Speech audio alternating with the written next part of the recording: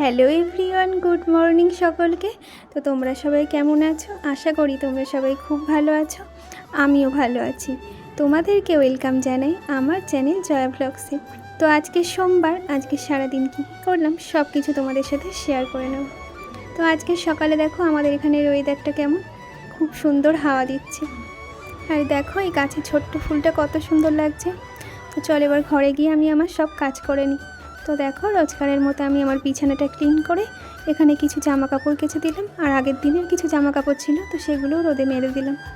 এবার আমরা টিফিন করে নেব।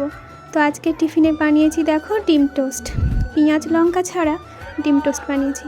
তো এখানে তোমাদের দাদাভাই খাচ্ছে, ও খেয়ে নিয়ে একটা কাজ আছে তো সেই কাজেই বেরিয়ে যাবে। তো তারপরে দেখো এখানে আমিও খেয়ে নেব।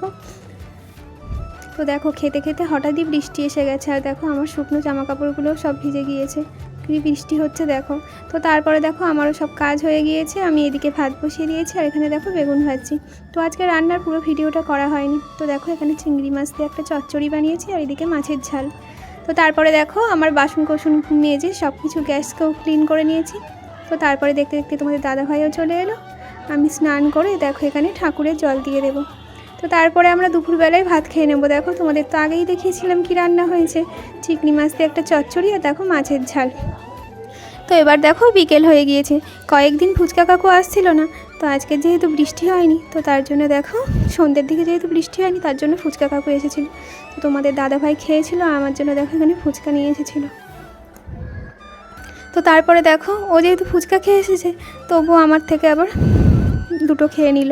তো তারপরে দেখো তোমাদের দাদাভাই কিছুক্ষণ পরে আমি চা বানিয়ে দিলাম, যেহেতু চা না খেলে মাথার যন্ত্রণা হয়। তো তারপরে দেখো রাতে আমাদের হয়েছে রুটি আর এখানে পনির আলু দিয়ে একটা তরকারি।